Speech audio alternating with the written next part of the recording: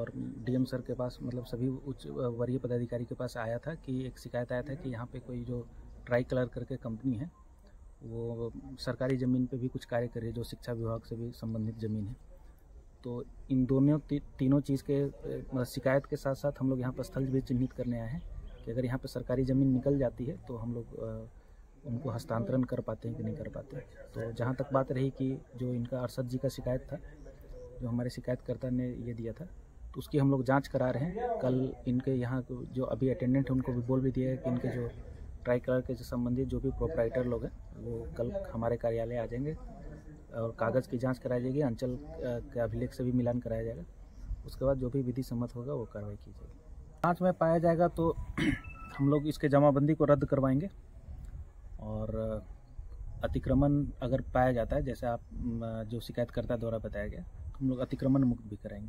कार्रवाई क्या हो? इंपीरियल पार्क पे जांच के लिए आए हैं। पूर्व में भी कई सीओ ने यहाँ जांच किया, उसके बाद कोई कार्रवाई नहीं हुई। अभी आपके पास भी आवेदन पहुंचा है जिसके अनुसार आप आए हैं, क्या कहेंगे? ठीक है, मेरे यहाँ आने का 2-3 प्रयोजन था कि एक तो जिलाधिकारी महोदय की अध्यक्षता में एक हफ्ते पहले बैठक हुई थी जिसमें जो एयरपोर्ट के सिक्योरिटी पर्सनल है उनके लिए ज़मीन चिन्हित करना था।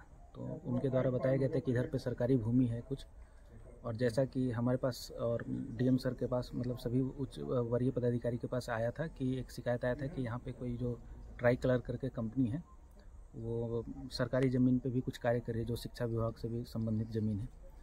तो इन दोनों तीनों चीज़ के शिकायत के साथ साथ हम लोग यहाँ पर स्थल भी चिन्हित करने आए हैं कि अगर यहाँ पे सरकारी ज़मीन निकल जाती है तो हम लोग उनको हस्तांतरण कर पाते हैं कि नहीं कर पाते।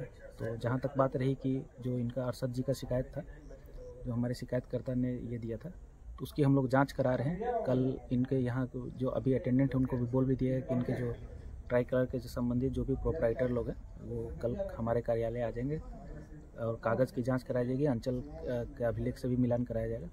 उसके बाद जो भी विधि सम्मत होगा वो कार्रवाई की जाएगी। क्या कहेंगे? पहले भी हम लोग देखे हैं जो कि जांच हुई है लेकिन कोई कार्रवाई नहीं हुई है। यहाँ आप देख रहे हैं प्रोजेक्ट है लगभग 100-200 एकड़ में पूरा फैला हुआ है।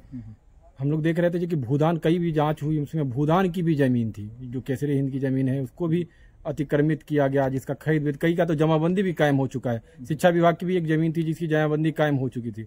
क्या इसको लेकर आपके स्तर से बड़ा कार्रवाई हो सकता है अगर जांच में पाया गया तो? जांच में पाया जाएगा तो हम लोग इसके जमाबंदी को रद्द करवाएंगे और अतिक्रमण अगर पाया जाता है, जैसे आप जो शिकायतकर्ता द्वारा बताया गया, तो हम लोग अतिक्रमण मुक्त भी कराएंगे। कार्रवाई क्या होगी अगर जिस तरह का ये फ्रॉडगिरी का खेल सरकारी जमीन खरीद बेच हुई है? तो सरकारी नियम के अनुसार जो गाइडलाइन है उसके अनुसार कार्रवाई कंपनी पे क्या कार्रवाई होगी? कई सारे कंपनी को जिससे मैसेज आए जो सरकारी जमीन को खरीद बेच ना करे। नहीं, पहले तो जांच कर लेनी चाहिए कि इन जो शिकायतकर्ता ने जो बात बताई है अगर वो सही निकलती है तो इन पे हम लोग जो भी सुसंगत धाराएं हैं उन पे कार्रवाई जरूर करेंगे, लेकिन इसकी जांच पहले करवा लेते हैं और जो भी जमाबंदी क्रिएट हुआ है अगर वो सही बात निकल जाता है तो जमाबंदी रद्द कराते हैं, उसके बाद हम लोग कार्रवाई का आगे से सोचेंगे। इंपीरियल पार्क से संबंधित जो अभी आपका यहाँ पे कार्यालय पे पहुंचे हैं, किसी कर्मी से बात हुई कार्यालय पे या फिर यहाँ पे कोई नहीं थे आज? इनके बस यहाँ पे गार्ड थे, तो गार्ड से तो पूरी जानकारी नहीं मिल पाई, लेकिन इनको सूचित कर दिया गया कि इनके जो भी प्रोपराइटर हैं यहाँ पे इनके जो भी पदाधिकारी हैं वो कार्यालय में आ जाए, अपने सारे डॉक्यूमेंट के साथ आ जाएंगे। चलिए सर, धन्यवाद।